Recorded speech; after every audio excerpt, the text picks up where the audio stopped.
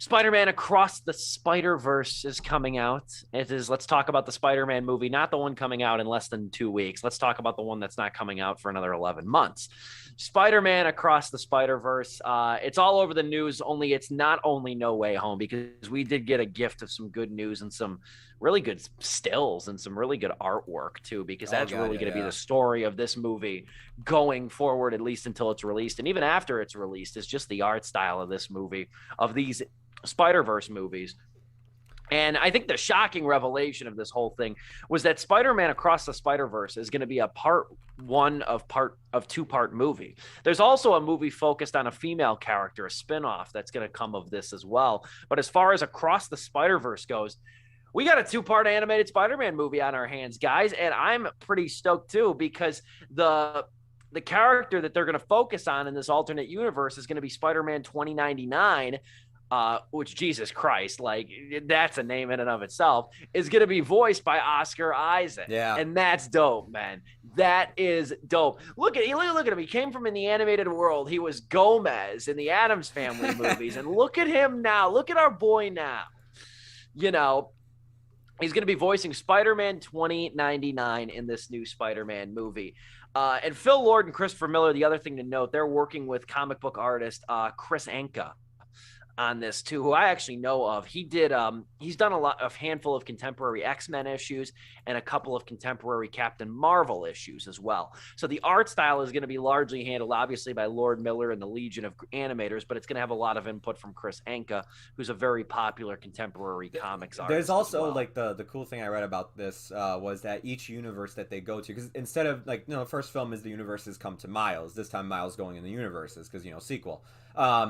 But each universe is gonna have its own art style, which I'm like, dude, already I love the art style in the first film, and if you can just enhance that even more, I'm so down. Not to cut you off too much longer here, but the one thing that has me really excited is Kent Powers is directing this movie along with two other people, but he's directing it. And after One Night in Miami and Soul, I'm so down to see more Kent Powers stuff. That's an excellent point. That was honestly going to be my one final point too. Kemp Powers too. Again, he worked on Soul, and Soul was the first movie to be co-directed by an African American in Kemp Powers too. And Kemp Powers also was the executive producer on One Night in Miami as well. I know, not an animated movie, but still a significant movie of the last year, to say the least. Yeah. So yeah, that's the other name I wanted to mention with this too, is don't sleep on Kemp Powers. His stock is one of the fastest rising stocks in Hollywood now, I would say, up there with, like, we talked about his movie a couple weeks ago, James Samuel, who did The Harder They Fall. And I think Powers is going to bring a lot to this movie, especially after Soul. I think the sky's the limit on that. Anything else you want to add, Joe? Floor is further yours. I know you're the resident Spider-Man fan, and I'm, I would say maybe about 15 paces behind you in my love for Spider-Man. Yeah, I mean, Spider-Verse to me, it's out of all the Spider-Man movies, it's, to me, I say it's the best one. I love it a ton. I think it captures, yeah. I think it captures like what it means to be Spider-Man perfectly. I'm so glad they didn't do a Peter Parker storyline again, because Miles Morales was a better idea to do this with. And lastly, too, the reason why it's also my favorite one is because they decided to make it an animated film. And to me, like, comic book movies, they should go more towards the animated route. And I'm not even talking about like your straight to DVD like DC animated films. No, I mean, like, put this in theaters, make it as serious as they did with Spider-Verse. But instead, like, we still get stuff like DC Superhero Dogs is going to be the one going to theaters. But, the DC animated Suicide Squad movie that's been better than all the other Suicide Squad movies is found in the Walmart bin for $2. So, okay, that's fair. The last thing I want to say is this, is that if the movie, like, they're going to get weird with it. They're going to get, like, cool with the visuals. And, like, all three of these directors that are attached have done something like that with Avatar: The Last Airbender, with Joaquin Dos Santos, Justin K. Thomas. He's worked with the Phil Lord and Chris Miller before with Cloudy with a Chance of Meatballs and plenty of other stuff, and he's done SpongeBob as well. So you want to talk about weird and goofy, he's got that down. And Ken Powers, I mean, you want to talk about cool weirdness. I mean, Soul was just a cool looking film when it got weird. So I can't wait for the visuals, and I can't wait to see what Spider-Man show up. I hope to get like weirder with the Spider-Man that show up in this movie. I want like Japanese Spider-Man and Italian Spider-Man and like all the other like weird like off-brand Spider-Man just to show up. You make a great point. Before I end with you, Dom, you'll send us home on this one. I want to add to that too, because I never watched a ton of those like DC animated films or even those like Marvel straight to DVD, direct to video animated films. I watched a couple of them though. Yeah. And it always sucked in my opinion now too. Like, and I'm kind of hoping SpiderVerse reverses course on this too, is that it loans some respectability to the animated comic book movie. Because again, there's always been this perception, and I know I'm not entrenched in this genre even to your extent, Joe, but there's always been this perception that those animated movies are like second tier, and they're not all amazingly good. I don't believe that. Yeah. But there's an artistry and there's a narrative element to those. And ultimately you can just do more in animation than you can obviously do in live action. And with the copious amounts of special effects these movies use anyway, like I've always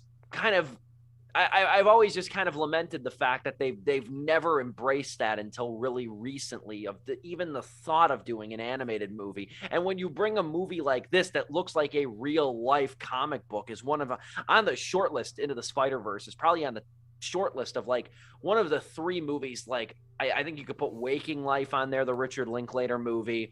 Sin City wasn't animated, but it still has a comic style. But like those two, of like a movie that really got the comic style down on lock and key. Yeah. And I think there's a future in this that I hope is recognized, especially now with all the capital of Marvel and DC to take bigger risks. All that being said, Dom, your thoughts on this? You don't have to rush, but you will send us home on this topic.